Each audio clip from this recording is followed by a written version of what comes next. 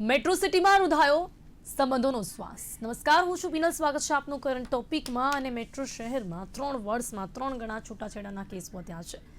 કદાચ આ એક આંકડાઓ છે આપણી પાસે, પરંતુ જો સમગ્ર ગુજરાત અને એનાથી પણ વધારે ભારત દેશમાં કહીશ તો છૂટાછેડાના કેસો ભારતના દરેક રાજ્ય, દરેક શહેરમાં વધતા જોવા મળી રહ્યા છે। એનાથી વધારે એક રિસર્ચ પણ સામે આવ્યું છે કે આવનારા અમુક વર્ષોમાં 2030માં લગ્ન સંબંધમાં બંધાવાનું ટાળશે સ્ત્રીઓ। ખાસ મહત્વનું કારણ એ છે કે જે સ્ત્રીઓ છે એ હવે આત્મનિર્ભર બની છે તેવું જાણવા મળી રહ્યું છે। પણ શું આ આત્મનિર્ભરતા છૂટાછેડાનું કારણ છે? એનાથી પણ વધારે ક્યાંક સ્ત્રીઓની સાથે થતો અન્યાય અને જે બંને વ્યક્તિઓ, પુરુષો અને વાત સ્ત્રીઓની હોય તો એ લોકોમાં જે સહનશક્તિનો અભાવ જોવા મળી રહ્યો છે તે કેટલું મહત્વનું કારણ છે। લગ્નના પાયા ખૂબ જ નબળા પડ્યા છે। મેટ્રો શહેરમાં છૂટાછેડાની હારમાળા સર્જાઈ ગઈ છે।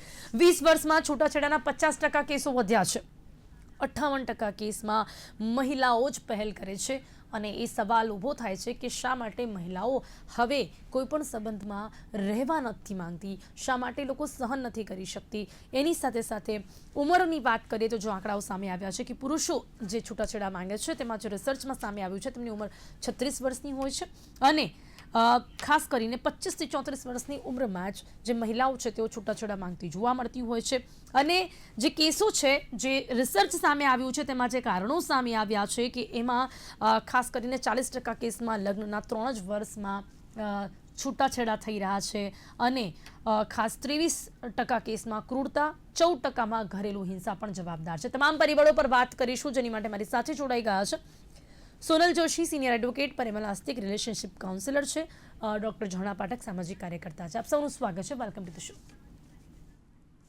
સોનલબેન, સૌથી પહેલાં આ આંકડાઓ એક એડવોકેટ તરીકે આપને પણ કેટલા સાચા લાગી રહ્યા છે, અને તેની સાથે સાથે આપના અનુભવોથી પણ આ આંકડાઓ કેટલા સાચા કે 3 વર્ષમાં છૂટાછેડાના કેસમાં 3 ગણો ઉછાળો, 20 વર્ષના છૂટાછેડાના 50% કેસો વધી ગયા છે, 58% કેસમાં મહિલાઓ જ પહેલ કરી રહી છે। આપનો ફોન અનમ્યુટ કરજો સોનલબેન। ડેફિનેટલી ખબર નહીં લોકોનો કેમ એકદમ બિલકુલ સહનશક્તિ ઓછી થઈ ગઈ છે। નાના નાના બાબતોની અંદર અમારા ત્યાં ઇવન ફાઇલિંગ થઈ ગયું છે। ઇવન ગવર્મેન્ટે ઇનિશિયેટિવ લીધું છે, નવા નવા કાઉન્સિલર્સ મૂક્યા છે। પહેલા આવી વ્યવસ્થા નથી। એટલા બધા કાઉન્સિલર જે સાયકોલોજી ભણેલા છે, એક આખી વ્યવસ્થા ઊભી કરવામાં આવી છે। ફેમિલી કોર્ટમાં મીડિયેશન સેન્ટર હતું જ પહેલા, પણ અત્યારે એક કરતા વધારે ઇવન નાના બાળકો માટે ચાઇલ્ડ સાયકોલોજીસ્ટને પણ મૂકવામાં આવ્યા છે। એટલો બધો પ્રયત્ન કરવામાં આવે છે, પરંતુ કોઈ પણ ભોગે લોકો નાની નાની બાબતની અંદર સમજવા તૈયાર નથી। ઈગોના ઇશ્યુઝ હોય છે। એવી બાબતો કે કદાચ શરમ આવે કે સિંગના ભજીયા મને ના ખવડાયા, પાણીપુરી ન ખવડાવી, એ મને જોરથી બોલ્યો, એને મને મેસેજ ના કર્યો, એ મને મૂકીને નીકળી ગયો, આવી બાબતો એટલો મોટો પ્રશ્ન બની જાય છે અને ડિવોર્સ સુધી આવી જાય છે। અને કોઈ પણ ભોગે માનતા નથી। અને હજી પણ મારો પ્રયત્ન એવો ચાલુ છે કે ક્યાંક ને ક્યાંક જે સ્ત્રીઓ મોનોપોઝની સિચ્યુએશનમાં હોય છે 35 થી 45 ની એજમાં, એ વખતે ડિવોર્સનું ફાઇલિંગનું પ્રમાણ ઘણી વખત વધી જતું હોય છે। અને એક્સ્ટ્રા મેરિટલ અફેર એ સૌથી મોટું કારણ છે। ક્યાંક ને ક્યાંક એના કારણે ખૂબ જ ફાઇલિંગ એ પણ થઈ રહ્યું છે।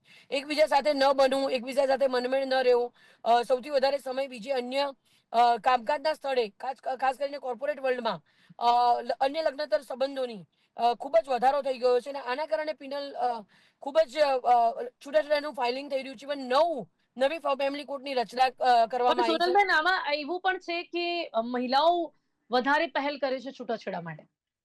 ડેફિનેટલી, કારણ કે ક્યાંક ને ક્યાંક ટોક્સિક રિલેશનશિપ થઈ જતા હોય છે, સમજણ શક્તિ નથી હોતી। લગ્ન જીવનની અંદર ક્યાંક ને ક્યાંક સ્ત્રીની જે શારીરિક રચના છે, એના હોર્મોનલ ઇમ્બેલેન્સ છે, એને જે મોનોપોઝ કે પેરીમેનોપોઝનો જે પીરિયડ છે, એને પણ પુરુષોને ટ્રેનિંગ આપવી ખૂબ જરૂરી છે। ક્યાંક ને ક્યાંક બાળકને જન્મ આપવો, એનું વર્કનું પ્રેશર, એના ઘરનું કામકાજનું પ્રેશર, લાગણીનો અભાવ, કોઈ પણ એક કામ કરે છે એને એપ્રિશિએશન પણ નથી મળતું કે એપ્રિશિએટ ના કરવામાં આવે, એને ટિકિટ ફોર ગ્રાન્ટેડ લેવામાં આવે। આ બધી પ્રશ્નોના લીધે ફ્રસ્ટ્રેશન વધતું ને વધતું જતું હોય છે। અને એટલા બધું બિલ્ડઅપ થઈ જાય કે છેવટે પછી ડિવોર્સ સુધી વાત પહોંચતી હોય છે। પિનલ, જી જી જી જી પરિમલજી, એક રિલેશનશિપ કાઉન્સિલર તરીકે આપને શું લાગે છે કે શા માટે કોઈ પણ એક રિલેશનશિપમાં આવો એક સમય આવી જાય કે હવે આ સંબંધમાં નથી રહેવું, 5 5 7 7 10 10 વર્ષ પછી પણ લોકોને આવું થાય છે? બિલકુલ પિનલજી, મારું એવું સ્પષ્ટપણે માનવું છે, અને અમે દરેક આવતા દંપતીને સૌથી પહેલા સમજાવતા હોઈએ છીએ કે દરેક છૂટાછેડાના કેસમાં કોઈ સ્ત્રી કે પુરુષ ખરાબ છે એ જ વસ્તુ નથી। જેમ સોનલબેને વાત કરી એમ ટ્રેનિંગનો અભાવ છે, એ તાલીમબદ્ધ નથી. આપણે ત્યાં બાળકોને અથવા આપણી શિક્ષણ વ્યવસ્થામાં મેથ્સ અને સાયન્સ જેવી રીતે સરસ એકડાથી અને ABCD થી શીખવાડવામાં આવે છે, એવી રીતે ક્યાંક જેન્ડર સેન્સિટિવિટી, ઇમોશનલ મેચ્યોરિટી આની તાલીમ નથી આપવામાં આવતી. અને આ તાલીમબદ્ધ નહીં થવાના કારણે અને આપણું જે ઓર્થોડોક્સ પહેલેથી ચાલતું આવ્યું છે કે જેમાં આપણે કદાચ આપણા જ કુટુંબના કોઈ વડીલ સભ્યોને જોયા હોય કે આપણા દાદા અને દાદી પર બૂમ પાડતા જોયા હોય, હવે એ લોકો છે ને કન્ટિન્યુ કરવા માંગે છે, જે બિલકુલ થઈ શકે એવું નથી. પહેલા સોશિયલ સ્ટ્રક્ચર અને લોકોને એક હતું કે ગમે એમ કરીને મારે ચલાવવાનું છે, નિભાવવાનું છે. જ્યારે હવે પોતે આત્મનિર્ભરતા વધી છે, એટલે તમે કોઈ પણ સ્ત્રીઓ જોશો, આજની બહેનો ઘણી આગળ છે અને પોતે એટલી આત્મનિર્ભર છે કે પોતાનો ખર્ચો તો આરામથી કરી શકે. એટલે ટોલરેટ કરવા નથી માંગતી કે થોડું પણ જો ટોક્સિક રિલેશનશિપ હોય તો એમાં હું ચલાવી લઉં. કદાચ 58% જે વધારે પહેલ કરવા વાળી મહિલાઓ છે, બહેનો છે, એનું કારણ એ જ છે કે એને ખબર છે કે હું કદાચ બ્રેડ બટરની જગ્યાએ એકલું બ્રેડ ખાઈ લઈશ બટર વગર, પણ હું આ ટોક્સિક રિલેશનશિપમાં નહીં રહું. એટલે અવેરનેસ વધી છે પિનલબેન, સાથે સાથે એમની સ્વતંત્રતા વધી છે, એટલે એમને ખ્યાલ છે કે હું મારું આગળ ભવિષ્ય જોઈ શકું છું. એટલે તમે કદાચ જોશો તો મોટાભાગે 35 વર્ષથી નીચેની બહેનોનું પ્રમાણ વધારે છે, કારણ કે એમને હજી એવું દેખાય છે કે બહુ જ લાંબી મજર મારે કાપવાની છે અને આ સફરમાં હું આવા સાથ સાથે આગળ જવા માંગતી નથી. હવે જે ઉઠાવે છે એટલે નાર્સિઝમના કારણે મોટા ભાગે મેલ એ સહન નથી કરી શકતા કે અત્યાર સુધી હું સિંગલ સોલો ડિસિઝન મેકર હતો, તો હવે મારે ડિબેટ કેમ કરવી પડે છે, કોઈ પણ વસ્તુમાં બ્રેઇન સ્ટોર્મિંગ કેમ કરવું પડે છે, કોઈ ઘરમાં મોટું ડિસિઝન લેવું હોય, બાળકોના ભણતરનું ડિસિઝન લેવું હોય, નવું ઘર લેવું ના લેવું હોય કે સામાન્ય વસ્તુ હોય, એમાં એ મહિલાને જલ્દીથી ઇન્વોલ્વ નથી કરી શકતા. એના કારણે આ હું જેટલા કેસો જોઈ રહ્યો છું એમાં સૌથી વધારે પ્રમાણ આ વધી રહ્યું છે કે માણસ બદલાઈ નથી શકતા, કે જે પ્રમાણે ફટાફટ સમય બદલાઈ રહ્યો છે. આજથી 2 વર્ષ પહેલા કોઈને AI નથી ખબર, આજથી 10-15 વર્ષ પહેલા કોઈને સ્માર્ટફોન નથી ખબર, એ એક્સેપ્ટ કર્યું. પણ એકબીજાની જે પણ વ્યક્તિમાં પોતાની પત્ની કે પતિને સમજવાનું છે ફટાફટ, એ જલ્દીથી એક્સેપ્ટ થઈ શકતું નથી. એટલે આ મેરેજનું ફેલિયર નથી, આ કોમ્યુનિકેશનનું ફેલિયર છે અને એકબીજાને ઇમોશનલી સમજવાનું ફેલિયર છે. જી જી જી જણાજી, આપને શું લાગે છે, શું આ કમ્યુનિકેશનનું ફેલિયર કહી શકાય છે? પણ આ કમ્યુનિકેશન લગ્ન પહેલા તો બહુ જ સારું હોય છે. લગ્ન પહેલા તો બધી જ બાબતો હવેના લોકો ચકાસી દે છે, અને હવે તો લગ્ન કરતા પહેલા બધી જ બાબતો એકબીજાને પૂછવામાં આવે છે. પહેલા જેવો સમય પણ નથી કે તમે કોઈની પણ સાથે જે માતા પિતા કહે ને ત્યારે લગ્ન કરી લો અને પછી બધી ખબર પડે, ત્યારે પણ લોકો ચલાવી લેતા હતા. પણ હવે તો બધું ચકાસીને કરે છે, તપાસ કરીને કરે છે, પોતાના મનપસંદ વ્યક્તિ સાથે કરે છે. પછી પણ એ કમ્યુનિકેશનનું બેરિયર વર્ષો પછી કેમ આવવા લાગે છે? કોમ્યુનિકેશન બંને તરફી હોય ને. એટલે જો એક પક્ષ જો સામેના વ્યક્તિને એટલે બેનના કામને રેકગ્નાઇઝ ન કરે, એને એડિક્વેટલી રેસ્પેક્ટ ન કરે, અને એ રેસ્પોન્સિબિલિટી એ જે બેન કરતી હોય ઘરમાં અથવા બહાર, એને પૂરતું સાથ ના આપે બધા કામોમાં, તો પેલીને એમ થાય કે મારા કામને બહુ મહત્વ અપાતું નથી. આપણો સમાજ જોઈએ ત્યારે આ આપણે બહુ જ મોટા પાયે જોઈએ છે કે જ્યાં પેટ્રિયાર્કી છે ત્યાં બહેનોના કામને અથવા તો એના કામને બહુ નાનું ગણવામાં આવ્યું છે. ઘરકામ છે, મોટાઓને બાળ ઉછેર છે, અથવા મોટાઓનું ધ્યાન રાખવાનું છે, એ બધું એવું માનવામાં આવ્યું છે કે ઇમોશનલ લેબર છે ને એને એ ઠીક છે, હવે આ બેન કરે છે. એ જ્યારે નાના એ કામની જ્યારે નાના લાગે બેનને, ત્યારે ત્યાં એ એફેક્ટ થાય છે. અને એ ઘણી બધી વાર એને જુદી જુદી રીતે કન્વે કરવાની કોશિશ કરે છે, પણ ઘણી બધી ફેમિલીઝમાં એને સમજાતું નથી હોતું લોકોને, અને દેટ રિઝલ્ટ્સ ઇન કોન્ફ્લિક્ટ. જી, આપણે સોનલબેન, જો આપણે આ જ રીતે બધા કેસોની વાત કરીએ જે આપની પાસે આવતા હોય, એમાં 30% કેસમાં આમાં જે આંકડાઓ સામે આવ્યા છે ક્રૂરતા છે, તો ક્યાંક 14%માં હજી પણ ઘરેલુ હિંસા જવાબદાર છે. શું આજના સમયમાં પણ શહેરી વિસ્તારમાં પણ ઘરેલુ હિંસા અને ક્રૂરતા જેવા પરિબળો છૂટાછેડાના કારણો બને છે? આજે સવારની જ વાત કરું તો દીકરી પોતે નોકરી કરે છે, ગવર્મેન્ટમાં નોકરી કરે છે. એને એના હસબન્ડે ચીપિયાથી એને ચાપી દીધી હતી, અને પોતે પણ ગવર્મેન્ટ એમ્પ્લોય છે. એટલે ક્રૂરતા તો કદાચ કલ્પના નથી કરી શકીએ એટલી ખરાબ પરિસ્થિતિમાં અસ્તિત્વ ધરાવે. લોકો માનસિક રીતે એટલા એગ્રેસિવ હોય છે, અથવા તો હું માનસિક રીતે સિક કહીશ, કે જે ખરેખર સ્ત્રીઓને મારવા માટે એક સેકન્ડ પણ વિચારતા નથી. એમનો હાથ ઉપડી જાય, એમને ધક્કો મારીને પાડી દેવા, ઇવન એટલું બધું મારી લે ને પછી માફી માંગે અને પછી પાછું ફિઝિકલ રિલેશનની માંગણી કરે. એમને એવું થાય કે ફિઝિકલ રિલેશનની બધું ભૂલી જવાશે અને ખૂબ જ હિંસક રીતે મારવામાં પણ દીકરીઓને અહીં છે. માથામાં ખાણીના દસ્તા મારે અને ભણેલો ગળેલો વર્ગ. અમદાવાદ શહેરમાં રહેતો એજ્યુકેટેડ લોકોની વાત કરું છું. એ છૂટા ખાણી લીધા હોય, છૂટા વેલણો માર્યા હોય, ઇવન એવું છે દિવાલે વાળ પકડીને માછા ભીચકાડ્યા હોય. આપણને એવું લાગે છે આ બધું મૂવીમાં જોઈએ છે, પરંતુ આ મૂવીમાં નહીં, અમે રિયાલિટીમાં રોજ જોઈએ છે. અને દીકરીઓ ફોટા પાડી પાડીને પાછી મોકલતી હોય કે મને આવી રીતે મારી છે. આખા બોડી ઉપર કાળા કાળા ઘામા પડી ગયા હોય છે. એટલે આવી પરિસ્થિતિમાં અમે દીકરીઓને જોયેલી છે. એટલે તો ક્યાંક આ લોકોને બીક કેમ નથી લાગતી આવું કંઈક કરતા? કોઈ એક ખબર નહીં, વ્યક્તિની સાથે કાયદાની તમે બીક સાત નથી, ફેરા બિલકુલ ફર્યા હોય ને કાયદાની એ જ બીક નથી, વ્યક્તિ ઉપર કાયદાની. હાથ ઉપાડવો, એ વ્યક્તિ ઉપર બહુ તો તમે એને છોડી દો, પણ હાથ ઉપાડવો અને મારીને રાખવું ને આ બધું કરવું, આ પ્રકારની માનસિકતા ક્યાંથી આવે છે? ખબર નહીં, આઈ થિંક હું એવું માનું છું કે અને પાછળ દીકરીઓ બી એવી કે ભાઈ અમે આ સમાજમાંથી આવીએ છીએ, પર્ટિક્યુલર સમાજમાં અમારે છૂટાછેડા થતા નથી. તો પછી એવું કે દીકરીની માં કે મને તાર પપ્પા મારતા હતા, માર ખાઈ લેવાનું, એમાં શું થઈ ગયું? ભૂલી જાય તો દિવસે દિવસે બાળકો આવી જાય એટલે બધું પતી જાય. અને આવા મેક્સિમમ લોકો પિનલમાં હાથ ઉપાડે છે. અને હાથ ઉપાડીને પછી માફી માંગે કે ગુસ્સો હતો. અને એકવાર મારે, બીજી વાર 100% મારે, અને આ કોન્સ્ટન્ટ બની જતું હોય છે. અને સ્ત્રીઓ સહન કરે છે. નાના મોટા બધા જ ઘરોની અંદર મારવાનો પ્રશ્ન તો છે ને છે. એના કરતા તો પરિવારભાઈ, આ પ્રકારની જ્યારે તમે કાઉન્સેલિંગ કરો છો ત્યારે એ વ્યક્તિ પાસેથી તમને શું જાણવા મળે છે કે શા માટે એને મારવામાં મજા આવે છે? આ ઘણા બધા લોકોને એવું છે કે માનસિક શાંતિ લાગતી હોય છે મારવામાં, અને પોતાના જ વ્યક્તિને મારતા હોય છે, અને પછી ઘણી વખત એ લોકો નોર્મલ પણ થઈ જતા હોય છે, અને પછી અગેન એ જ વસ્તુ થતી હોય છે. પિનલજી, મોટા ભાગના કેસમાં જે સોનલબેને વાત કરી ને, એવા કેસીસમાં સૌથી વધારે કેસમાં એમના પોતાના સાયકોલોજીકલ ટર્મમાં કહેવાય કોપિંગ મિકેનિઝમ, એમના પોતાના કોપિંગ મિકેનિઝમના ઇસ્યુઝ હોય છે. બીજું એક એમને એંગર મેનેજમેન્ટની જરૂર હોય છે. ગુસ્સાનું સંચાલન નથી થઈ શકતું. ગુસ્સો કોઈ પણ કારણથી આવે છે. આર્થિક અછત છે, કોઈ પણ રીતે પિયર પ્રેશર છે, કે કોઈ પણ સામાજિક એમના પર પ્રેશર છે.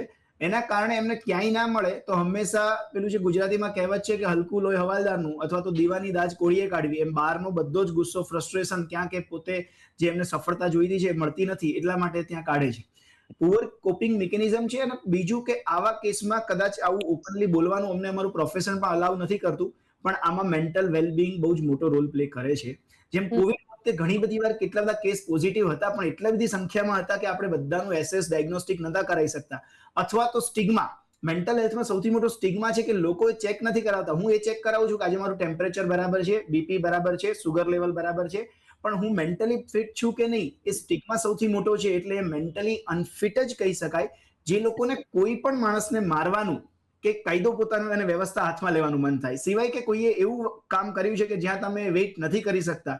જ્યારે આપણે જોઈએ છીએ કે કોઈની પબ્લિક ટ્રાન્સપોર્ટેશનમાં કોઈ પબ્લિક પ્લેસ પર કોઈ છેડતી કરી દીધી, ત્યાં પણ કાયદો વ્યવસ્થા છે, પણ તમને ગુસ્સો એ સમયે એટલો આવી જાય છે કે ત્યાં કદાચ પણ એને સ્વાભાવિક કહી શકાતું હશે, પણ ઘરમાં જે આ બેને વાત કરી, આવા કિસ્સાઓ થતા હોય, એમાં એ ટોલરેટ ના જ કરવું જોઈએ. એવા રિલેશનશિપમાં જેટલા પણ લોકો અમારી પાસે આવતા હોય, અમે એમને એન્કરેજ કરીએ છીએ કે આમનું કાઉન્સેલિંગ કરાવવું જોઈએ, અને ના થતું હોય વડીલોથી પ્રોફેશનલ હેલ્પ લઈને તો તમારે ટોક્સિક રિલેશનશિપ એક્ઝિટ કરવી જોઈએ.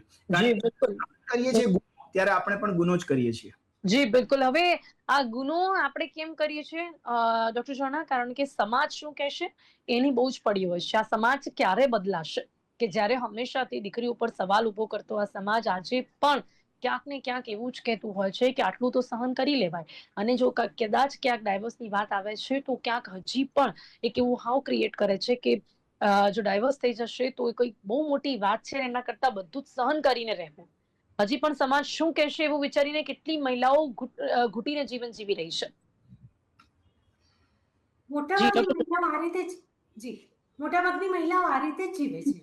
એટલે તમે અત્યારે ગેમિંગ એપ્સ અને પેલે ટિન્ડર એન્ડ સો ઓનમાં જોશો તો મિડલ એજ્ડ મેન, એટલે જેનો પરિવાર હોય, બાળકો હોય, પત્ની ઘરમાં હોય, એ લોકોનું ઇન્વોલ્વમેન્ટ આમાં બહુ છે. એને number of extra marital affairs ઘણા છે. તેમ છતાં બહેનો જાણતા પણ એ ઘર છોડી શકતી નથી, કારણ કે ફાઇનાન્શિયલ ડિપેન્ડન્સ છે. ક્યાં જવું એ મેજર સવાલ છે. બાળકો ભણતા હોય એટલે એનો ખર્ચો કેમ કાઢવો એ પણ બીજો સવાલ છે. એટલે આવા બધા બંધનોના લીધે બહેનો નીકળી શકતી નથી. તો સવાલ તો એ થાય કે આ તો પછી સ્ટ્રક્ચર્સ શું કરે છે, આપણા ઇન્સ્ટિટ્યુશનલ સ્ટ્રક્ચર શું કરે? જેમ કે સરકાર એડિક્વેટ શોર્ટ સ્ટે હોમ્સ છે, બહેનો પાસે ફ્રી લીગલ સપોર્ટ સેન્ટર છે, તો દરેક બહેનો ફ્રી લીગલ સપોર્ટથી એને જે મળવાપાત્ર જે બેનિફિટ હોય એ મેળવી શકે છે, એને પ્રોપર મેન્ટેનન્સ મળે છે કે નહીં, એને પ્રોટેક્શન ઓર્ડર્સ મળે છે કે નહીં, આ બધા જ સવાલોનો જવાબ મને તો ના લાગે છે. કેમ કે જ્યાં વાયલેન્ટ ઘર હોય ત્યાં પણ અત્યારે ઇન્ટરિમ ઓર્ડર આવતા 1.5-2 વર્ષ નીકળી જાય છે. તો આ લોનો ફાયદો શું થાય? અને મેન્ટેનન્સ માટે ધક્કા જ ખાધા કરે પણ એને મેન્ટેનન્સ મળે નહીં. પેલા પિતાને કોઈ પકડી શકે નહીં કે ભાઈ તમે તમારી જવાબદારી કેમ પૂરી ન કરી. એ મેરિટલ રેપને આપણે રેપ તરીકે હજુ પણ આપણા લો મેકર્સ ગણી શક્યા નથી. એટલે આ બધા ઘણા બધા કારણોસર વાયલન્સ થાય છે અને પતિ વાયલન્સ કરે છે અને બહેનો નીકળી શકતી નથી અથવા બોલી શકતી નથી. એક ઉદાહરણ આપીને હું કદાચ અહીંયા થોભીશ કે NCRB નો પોતાનો દાખલો છે, ડેટા છે કે 55% ઓફ ઓલ વિમેન, NSSO નો ડેટા છે, અને 46% ઓફ ઓલ મેન એ બિલીવ કરે છે કે પતિ જે મારે એ મારે છે તો એના પાછળ કોઈ કારણ છે કે મેં ઘર સાફ રાખ્યું નથી, એટલે કે મેં બાળકોને બરાબર આપી નથી. એટલે બહેનો પોતે પણ આ જ વસ્તુ માનવા લાગી છે કારણ કે સમાજ માને છે. ઓકે, એટલે એમને પોતાને એવું લાગે છે કે ક્યાં થવું જોઈએ. આ પ્રકારની માનસિકતા સોનલબેન જોવા મળે છે મહિલાઓમાં. અને બીજો સવાલ મને એ પણ થાય છે કે આ પ્રકારની માનસિકતાને જો તમે કોર્ટમાં કેસ જાય તે પહેલા જે મીડિયેશન એટલે કે કાઉન્સેલિંગ થતું હોય છે એનાથી કંઈક અસર થતી હોય છે સોનલબેન? કશું નહીં, એ લોકો તો એમ થાય કે વસ્તુ માને નહીં કારણ કે વકીલે સમજાવી દીધું હોય એમને કે કશું એક્સેપ્ટ કરવાનું નહીં, એટલે તો ના પાડે કે આવું બધું બન્યું જ નથી. અને મહિલા બિચારી કંટાળી જાય, ભરણ પોષણ આપે નહીં. ઘણી જગ્યાએ મારી દીકરીઓ ખૂબ ભણેલી હોય પણ બાળકોના લીધે નોકરી છોડી દીધી હોય કે ઘર સંભાળવું મારી પ્રાયોરિટી છે. કારણ કે અત્યારે તો એવું છે, પત્ની લાવી એટલે મેડ લાવવા જેવું છે, વગર પગારની મેડ કે જે બાળકોને જન્મ પણ આપશે, બાળકો બી મોટા કરી આપશે, મારા મા બાપને પણ રાખશે, કચરા પોતા વાસણ કપડા પણ કરશે અને મારી સેક્સ્યુઅલ નીડ બી પૂરી કરશે.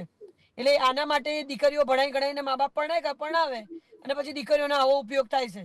અને દીકરી પર્ટિક્યુલર સમાજની હોય તો એમ કે અમારામાં તો આવું જ ચાલે, અને દીકરી પોતે રોઈ રોઈને રોજ માર ખાતી હોય, આખી રાત ઊંઘતી પણ ન હોય, સેક્સ્યુઅલી પણ એબ્યુઝ કરવામાં આવતી હોય. અને આવા ઘણા બધા કિસ્સા આવે છે. બીજું એવું પણ છે કે ક્યાં અમુક દીકરીઓમાં એવું પણ છે કે આજે જતું કરવાની જે ભાવના છે ને બહુ ઓછી થઈ ગઈ છે, સહન શક્તિ પણ નથી. બહુ જ ઓછી બાબતમાં જો થોડુંક પ્રેશર આવે કે કામનું લોડ કામ બધે કરવું પડે તો એ બધી બાબતો પણ હવે સહન નથી કરી શકતી. હું એવું માનું પિનલ, મને એવા સમાજ જોઈએ છે કેમ મારી દીકરીઓ ઉપર જ ભારણ કે સવારના પોરમાં ચા તો દીકરી જ બનાવે. અગર મને ઇક્વાલિટી ને ઇક્વિટી જોઈએ છે તો બંને જગ્યા ઉપર સરખું કરો ને. કેમ ઘરેથી કામથી બેન આવે એટલે એને પર્સ સીધું ફેંકવાનું સોફામાં અને સીધું કિચનમાં જવાનું અને કામ કરવા માંડવાનું? એને પોતાની જાતનું એને દવા લેવાનો ટાઈમ નથી હોતો. એટલે આમાં ક્યાંક ને ક્યાંક આ સમાજે ખરેખર એવું માનસિકતા ઘડી દીધી છે કે સ્ત્રી એટલે એને સ્ત્રીને આપણે પગની જૂતી એને એવી રીતે જોડવાનું. ખરેખર દીકરીઓ સાથે ખરેખર અન્યાય થાય છે. અને કોઈ દીકરીઓ દબંગ હોય છે અમારા જેવા સ્વભાવની, તો એમને ડાયજેસ્ટ નથી થતી કે ખરેખર આ તો વુમન એક્ટિવિસ્ટ છે, હોક કરવું જ પડશે. જો દીકરીઓને મજબૂત નહીં કરે તો દીકરીઓ તો આવી રીતે માર ખાશે અને પોતાનું જીવન સમાજ શું કહેશે, હું જુદી ના રહી શકું, કેરિયરના ભોગે પતિની સાથે રહી ગઈ હોય. એટલા બધા પ્રોબ્લેમ્સ હોય કે વાત ના પૂછો. પોતે કેરિયર છોડી દે, ગવર્મેન્ટ નોકરીઓ છોડી દે છે છોકરીઓ ઘર ચલાવવા માટે, અને પછી એ જ પતિ એક્સેમ્બરેટેડ અફેરના લીધે 10 વર્ષ પછી એમ કે તું મને ગમતી નથી ને બહાર નીકળી જાય. એટલે પરિસ્થિતિ એટલી ખરાબ છે પિનલ, હું કહી શકું એમ નથી. દીકરીઓની હાલત કદાચ 100 વર્ષ પછી પણ સારી નહીં થાય. તરફ આપણે પુરુષોની કરીએ પરિમલજી, તો કયા કેવા કેસોમાં કારણોમાં પુરુષો ડાયવોર્સ ઈચ્છતા હોય છે? કારણ કે એવું નથી કે માત્ર મહિલાઓ જ ડાયવોર્સ ઈચ્છે છે, ઘણા પુરુષો પણ છે એવા કે જેઓ ડાયવોર્સની પહેલ કરતા હોય છે. કયા કારણો એમાં વધુ જવાબદાર હોય છે? બિલકુલ પિનલજી, એમાં મુખ્યત્વે 2 કેટેગરી હોય છે. એક એક્સ્ટ્રા મેરિટલ અફેરના કારણે, કોઈ થર્ડ પર્સનની લાઈક ડિસલાઈકના કારણે, અને બીજા જે હોય છે કે જેમાં એક્સપેક્ટેશન્સ, જેમ વાત કરી આ બીજી બધી તો પ્રોબ્લેમ્સ છે જ, પણ એ સાથે અમુક દીકરીઓમાં એ પણ કેસીસ જોવા મળતા હોય છે કે એમની એક્સપેક્ટેશન્સ, કમ્પેરિઝન, સોશિયલ મીડિયાનો ગ્લેમર અને ગ્લો જોઈને બહુ જ વધતી જાય છે દિવસે ને દિવસે. જેમાં એમનું સપોઝ હનીમૂન છે તો મારું માલદીવ્સમાં જ થવું જોઈએ કે આ જગ્યાએ જ થવું જોઈએ, જેમાં એ છોકરાઓ ક્યાંય ને ક્યાંય એ પૂરું નથી કરી શકતા અપેક્ષાઓ. એટલે અપેક્ષાઓ એટલી બધી વધારે હોય છે કે એમની કોઈ ફ્રેન્ડ સર્કલને જોઈને અથવા તો પ્રી વેડિંગ ફોટોશૂટ કરવું તો એ જ એક્સપેન્સિવ કદાચ 7-8 લાખ રૂપિયાનું હોય. પાર્ટી મેરેજ જ્યારે કરવા, તો આવા તો કેટલા બધા કિસ્સાઓ છે કે કદાચ મેરેજ પહેલા હમણાં જેટલા અમે દંપતીઓ જોઈએ છે એમાં કેટલા બધા કિસ્સાઓ એવા છે કે ટોક્સિક રિલેશનશિપ તો ત્યાં પહોંચી ગઈ છે કે હજી તો વેડિંગની ડેટ ફિક્સ થઈ ગઈ છે, બંને પરિવાર સરસ નક્કી થઈ ગયા છે, ત્યાંથી જ પ્રોબ્લેમ ચાલુ થઈ ગયા છે. પછી એનાથી આગળ છે તો બેબી શાવરનું ફોટોશૂટ કરવું, જેનું 2 લાખનું પેકેજ છે એ કરવું જ પડે. એટલે ઇન શોર્ટ નાની વસ્તુમાં ફોનનું મોડેલ હોય કે કોઈ પણ હોય, એમની અપેક્ષાઓ એટલી વધી ગઈ છે કે જેના કારણે ઘણા બધા મેલને પ્રોબ્લેમ થતું જાય છે. અને બીજું કોર્પોરેટનું ક્યાંક ને ક્યાંક વધતું પ્રેશર કે બંને એકબીજાને પૂરતો સમય નથી આપી શકતા, જેના કારણે કોમ્યુનિકેશનનો અગેન એ ઓટ આવતી જાય છે અને ઓટ આવતા રિલેશનશિપમાં છે પ્રેમ ઓછો નથી થઈ જતો, પણ એ સમય નથી આપી શકતા. એના કારણે ઓટોમેટિકલી જે બંનેને એકબીજા માટે હૂંફ હોવી જોઈએ એ ઓછી થતી જોવા મળે છે. અને એ ઓછી થતા ક્યાંક એવું લાગે છે કે હવે આ રિલેશનશિપમાં ક્યાંય બચ્યું નથી. તો મોટાભાગે પુરુષોમાં જે આપણે જોઈએ છીએ ત્યાં આવા બધા કિસ્સાઓ વધારે જોવા મળતા હોય છે, જે કમ્પેરિઝન અને સોશિયલ મીડિયા બહુ જ મોટું કારણ બની રહ્યું છે કે બધાની હાઇલાઇટ્સ વાળી લાઈફ જોઈને એવું લાગે છે કે મારી રિયલ લાઈફમાં આ ખૂટે છે, અને એને પૂરું કરવામાં એ લોકો એમનું પોતાનું આજ નથી જીવી શકતા કે કાલ આપણું આવું કેવી રીતે થઈ શકે. બિલકુલ, એટલે ક્યાંક સોશિયલ મીડિયા પર અન્ય છોકરીઓની હાઇલાઇટ્સ જોઈને અને પોતાની વ્યક્તિની સાથે તેને કમ્પેર કરે છે, એના કારણે પણ આ છૂટાછેડા વધી રહ્યા છે. હવે બીજું એક મહત્વનું કારણ જણાજી જે સામે આવી રહ્યું છે કે આત્મનિર્ભરતા. શું આપને લાગે છે કે મહિલાઓ આજે જ્યારે આત્મનિર્ભર બની છે ત્યારે મહિલાઓના મનમાં એ ભાવ આવે છે કે હું કેમ સહન કરું? અને ક્યાંક એક એવું પણ ડેટા સામે આવી રહ્યો છે કે 2030 સુધીમાં તો મહિલાઓ લગ્ન કરવા જ નહીં ઈચ્છતી હોય, કારણ કે હવે એ પણ એવું ઈચ્છે છે કે અમે આત્મનિર્ભર છીએ તો અમે કેમ આ બધું કરીએ, અને ક્યાંક એક બંધનમાં બંધાવા નહીં માંગે આવનારા દિવસોમાં. આપને આત્મનિર્ભરતા કેટલું મોટું કારણ લાગી રહ્યું છે? ના, આત્મનિર્ભર ચોક્કસ આત્મનિર્ભરતા હોય એટલે બેનને એમ થાય કે હું શું કામ સહન કરું, અને એ જે બેનને થાય છે એમાં શું ખોટું પણ છે. વાત તો એ છે ને કે જ્યારે આપણે દીકરીને આત્મનિર્ભર બનવાની ટ્રેનિંગ આપીએ છીએ અથવા તો પ્રોગ્રામ્સ લોન્ચ કરીએ છીએ, ત્યારે આપણા ભાઈઓને અને દીકરાઓને એ સમજાવવાની જરૂર છે કે ભાઈ આ રસોડાનું કામ કોઈ રોબોટિક કામ તો છે, રોબોટિક સ્પેસ તો છે નહીં, અથવા તો રોબોટિક સાયન્સ તો છે નહીં. જે દીકરી કરી શકે છે તો પણ કરી શકે છે, તો વાય કાન્ટ મારો દીકરો પણ રસોડામાં જાય ઓફિસથી આવીને, જે રીતે મારી પુત્રવધુ જાય છે રસોડામાં ઓફિસથી આવીને. તો આ આત્મનિર્ભર થવું એ નેગેટિવ પાસું હું જોતી નથી, પણ નેગેટિવ પાસું તો ત્યારે થાય જ્યારે પુરુષ સમજે નહીં કે તમારે એને સાથ આપવાનો છે, હે ને. અને એ જે એના બાપ દાદાને જોયું છે પાવરમાં બેસીને ઓર્ડરો ઝાડવાનું, એ હવે કદાચ કરી નહીં શકે. એ પ્રિવિલેજ એના જતા રહેશે જ્યારે દીકરી આત્મનિર્ભર થશે તો હવે it is onus is on to the man to prove. જી બિલકુલ. હવે ક્યાંક આમાં એવું લાગે છે કે એક તો સહન શક્તિ અને બીજું આત્મનિર્ભરતા જો એ કારણ હોય તો ક્યાંક બંનેમાં ઇક્વલી ઘરનું કામ પણ એ જ રીતે ડિવાઈડ થવું જોઈએ, અને સમાજમાં આ પ્રકારની માનસિકતા બદલાવી જોઈએ કે જો એ સમાજ એ એક્સેપ્ટ કરી રહ્યું છે કે હા મહિલાઓ પણ કામ કરે, તો એ સમાજને પણ એક્સેપ્ટ કરવું પડશે કે પુરુષો પણ ઘરમાં કામ કરાવે, અને સાથે જ શાદી એટલે કે લગ્નનો જે આ સંબંધ છે એ બંધન ના લાગે એ રીતે ક્યાંક આગળ વધવું બંને વ્યક્તિઓનું જરૂરી છે. સમય અહીંયા સમાપ્ત થાય છે. પરિમલજી, જણાજી, આપણે મારી સાથે ચર્ચામાં જોડાયા તે બદલ આપનો ખૂબ ખૂબ આભાર. Thank you so much. તો આ જે સમસ્યા છે ને વધુ મેટ્રો સિટીઝમાં એટલા માટે જોવા મળે છે કે શહેર વિસ્તારમાં જ આપણે જોઈએ છીએ કે ક્યાંક મહિલાઓ હવે બહાર નીકળીને વધુ કામ કરે છે ને એટલા જ માટે એમને પણ એવું લાગે છે ને એ પણ ક્યાંક હાક્ટિક શેડ્યુલમાંથી ઘરે આવીને એ જ માહોલમાંથી ઘરે આવીને જો બધું જ એમની ઉપર જવાબદારી આવી જશે તો ક્યાંક ને ક્યાંક આ જ રીતે જે ડાયવોર્સ છે તેના કેસો વધતા રહેશે. અને સોશિયલ મીડિયા જે એક બીજું મહત્વનું કારણ છે તેનાથી ક્યાંક અળગા રહીને પોતાની રિયલ લાઈફ શું છે તેનામાં બિલીવ કરવું હવે ખૂબ જરૂરી બની ગયું છે. કરંટ ટોપિકમાં અત્યારે બસ આટલું જ. ફરીથી મળીશું નવા વિષયની સાથે. ત્યાં સુધી રજા આપશો. નમસ્કાર.